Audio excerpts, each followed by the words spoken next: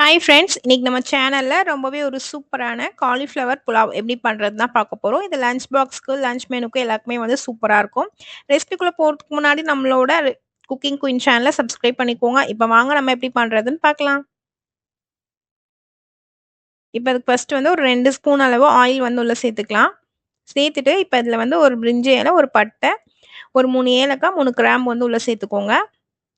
சேர்த்துட்டு இப்போ இதில் ஒரு வெங்காயமும் 2 பச்சை மிளகாவும் சேர்த்துக்கோங்க, நீல வாக்கில் கட் பண்ணிட்டு. இப்போ இது அப்படியே வந்து வெங்காயத்தை நம்ம நல்லா வந்து வதக்கி கொடுத்துக்கலாம்.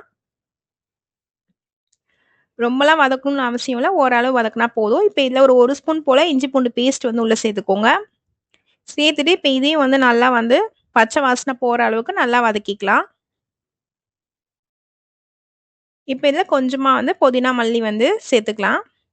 இப்போ இதில் கொஞ்சமாக வந்து பச்சை பட்டாணி வந்து ஆட் பண்ணிக்கோங்க. இது வந்து ஈஸியாக வந்து சட்டுன்னு 1 பாட் ரைஸ் மாதிரி செஞ்சிடலாம்.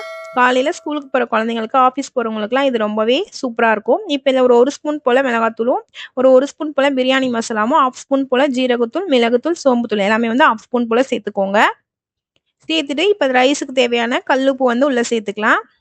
இப்போ இதில் ஒரு தக்காளி பழமும் வந்து கட் பண்ணி சேர்த்துக்கோங்க. இது எல்லாத்தையும் வந்து நல்லா அந்த மசாலாவோட நல்லா மிக்ஸ் பண்ணி கொடுத்துக்கலாம். தக்காளி ஓரளவு வந்து மேஷ் ஆகி வந்தால் போதும்.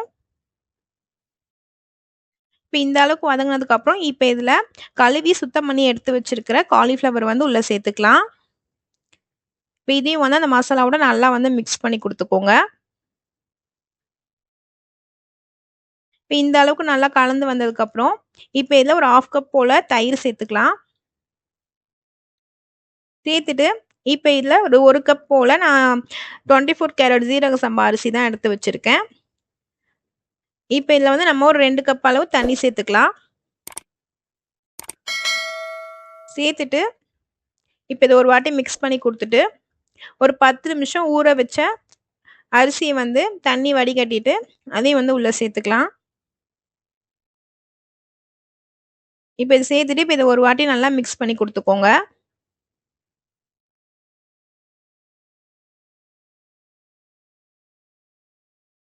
இப்போ இந்த மாதிரி நல்லா கலந்து கொடுத்ததுக்கப்புறம் இப்போ இதை அப்படியே நம்ம மூடி போட்டு மூடி 2 விசில் கிட்ட வச்சு எடுத்துக்கலாம்.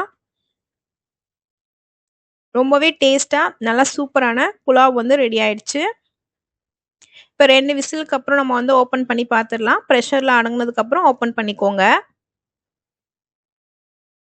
பாருங்க எந்த அளவுக்கு நல்லா சூப்பரான காலிஃப்ளவர் புலாவ் வந்து பிரமாதமாக ரெடி ஆயிடுச்சு. இந்த மாதிரி நல்லா வந்து கலந்து கொடுத்துட்டு இப்போ இதை அப்படியே பிளேட்டில் மாற்றி சர்வ் பண்ணிக்க வேண்டியதா.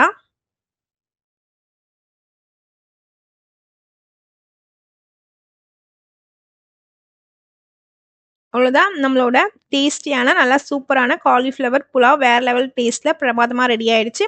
நீங்களும் உங்கள் வீட்டில் கண்டிப்பாக அந்த ரெசிபியை ட்ரை பண்ணி பார்த்துட்டு எப்படி இருந்துச்சுன்னு சொல்லி மறக்காமல் கமெண்ட்டில் சொல்லுங்கள். இந்த ரெசிபி பிடிச்சிருந்தா மறக்காமல் நம்மளோட குக்கிங் குயின் சேனலை சப்ஸ்கிரைப் பண்ணிக்கோங்க. இதே மாதிரி நான் அடுத்த ரெசிபியோட நான் உங்களை வந்து பார்க்குறேன். தேங்க்ஸ் ஃபார் வாட்சிங்.